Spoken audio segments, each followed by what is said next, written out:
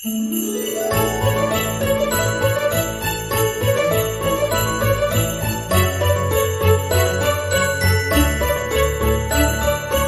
and welcome to a Very Explosion Network Christmas, our podcast dedicated to the merriest of holidays, the festive season that feels about Santa, snow, or being left home alone. The time of year when we all come together and argue if Santa only eats sweet stuff. I'm your host, Ashley Hobley, and helping me grow my heart 3 sizes of Christmas cheer is Dylan Blight. Oh ho ho! Every week from now on, sounds like. Yep. Today, we're talking about the 3rd episode of season 2 of the Santa Clauses. No magic at the dinner table. Directed by Katie Locke O'Brien. Written by Camille, Patrao, and Eugene Garcia-Cross. Magnus Antas, the Mad Santa, drags another legendary figure into his plot against the North Pole.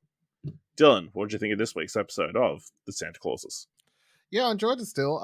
Just definitely feel like after last week where I was like, we got that double ep, so I feel like a little bit disappointed that I just got one this week, you know? It's just like I was watching it and then next second it was over. So that's sort of where I'm at with this. But yeah, enjoyed the bit about old mate just feeling like he's the most evilest person ever by being able to send one letter to Santa. I enjoyed the explanation of how letters get to Santa this episode. So, you know, Yep. I feel like 3 movies, a whole season, we've seen the mailroom for the first time. yeah, and they finally decided to explain how that works. So appreciated that. Kind of. Then, magic. half this show and movies are just like, how's that work? Man, magic. Fair enough. That's fair. And then I feel like the show did a really good job at like being like, oh, this is all very jokes and stuff like that, and then doing like a terrible rip your heart out breakout. So really? Well, I didn't rip my heart out, but I did feel like it was quite harsh for this show. For this show. It felt very harsh because one episode they were super lovey-dovey. Suddenly 3 months pass. They're like, I hate you. You never see me anymore. What's up with that? Women.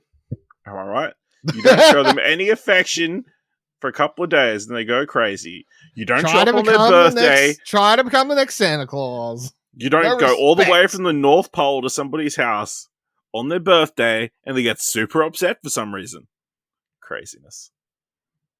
But yeah, that relationship was never going to work out, mate. It's fine.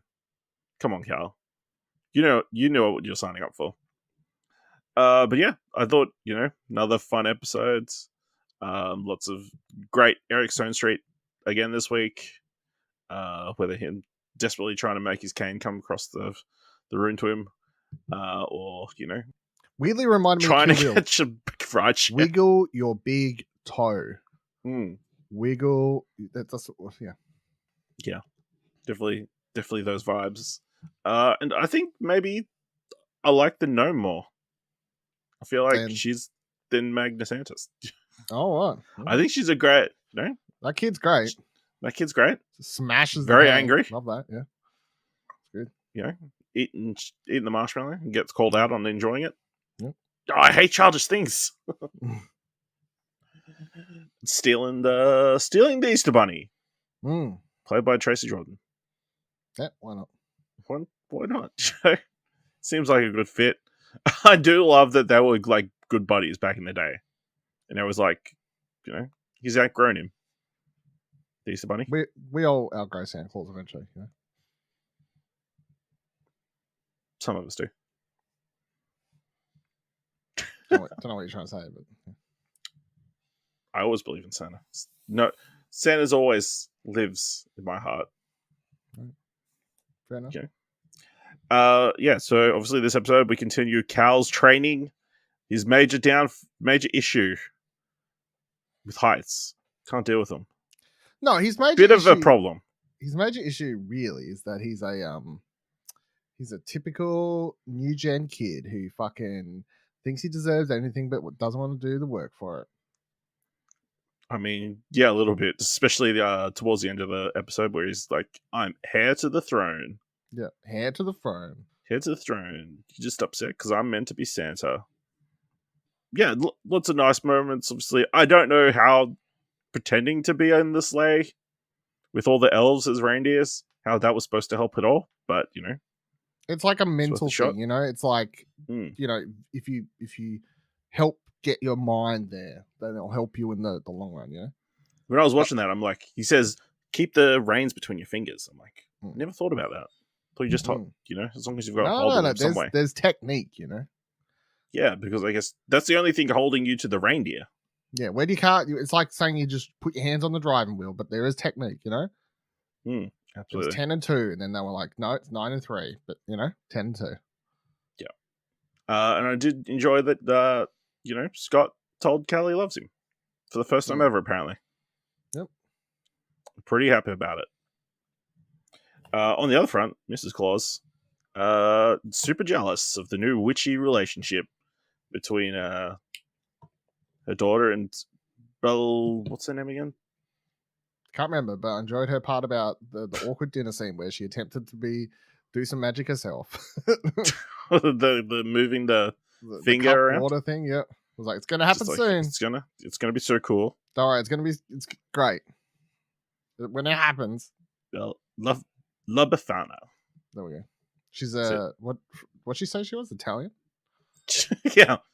Such a cool accent. It's just Italian. Yeah, it's just Italian. Yeah. I enjoyed that whole thing. I think it was a very nice speech that she gives about she'll always need her mum. That was very heartwarming, and especially needed after Scott's story about the cool aunt that his sister loved, and never seeing eye to eye with his mother. Just a random story. Just thought I'd say it. No meaning behind it. Crazy. But yes, I also loved her being invited and then being, oh, do I need to bring a broom? You don't need to do any cleaning. There's some good jokes. There is some solid jokes in this episode. Hidden in. Again, with the Magnus Antas, one of my favorite, them trying to find a rideshare. It's like, but we brought provisions. It's a wild goat. Crazy. But yeah. I guess, the interesting thing this episode is a legendary figure finds out that Mad Santa is back. Old mate, the Easter Bunny, comes to the North Pole and gets in the middle of a fight between the two siblings and actually gets turned into just a normal rabbit. I a bit of a writing MacGuffin here to be like, oh, magic. Oh, no, can't reverse a spell you've done. We've turned someone into a bunny. I'm like, surely that would be like basic magic. Like, why is that? Why is this being treated? I think undoing somebody else's spell is not like the easiest thing to do. I would imagine. I think the person who did the spell probably needs to undo it, but just try. She didn't even try. Didn't even try. Bunch of quitters. This Claus family. I mean, Calvin family even. Yeah, pretty true. He quit being Santa last season. They just quit. Now the kids just quit being quitters. Yeah. Yeah. Did you see the little Easter egg this episode that I spotted? Like I did see the Easter egg that Tracy Jordan dropped. Nope. There was a Jack Frost. Jack Frost was on a computer screen. Oh. When Martin Short. Martin Short. When they're sitting at the little desks in the little elf FBI whatever the official room is, and Mrs. Claus is sitting there talking to Scott. Fuck. No. Gary. Gary. When she's talking to Gary about stuff, and then she's like, "Can you send me that file or whatever?" Old mate Jack Frost is up on the screen, like she was looking into him as being a suspect or something. Oh, smart. I thought it was funny. Yeah, it's not Norway anymore. They have a cracker. Yeah, good times. What else? Yeah. Oh, well, I mean, of course, that leads to the breakup scene. Where, to be fair, you say mean things when you show up in the middle of the night in somebody's house down the chimney. Not the best time. Not the most rational thinking at the middle of the night. I was just like, why is she sitting in the corner? She wasn't going to sit in the sleigh in the cold. I mean, they could have kept guard. But also for comedic effect. That makes sense for her to be, standing there. I mean, it worked, but my first thought was like, why are you here? Like, Give the man a little privacy. He just needs a shoulder to lay on.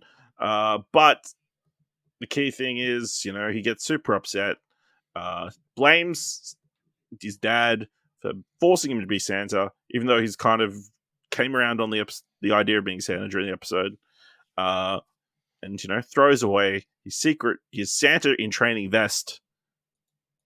The Mad Santa finds it and gets his magical powers back, magically being able to fit into the vest that was very snug on a young Cal. The Mad Santa was able to get around his much larger torso. Because it's magic. There's magic and there's tailoring there. Everything in this show.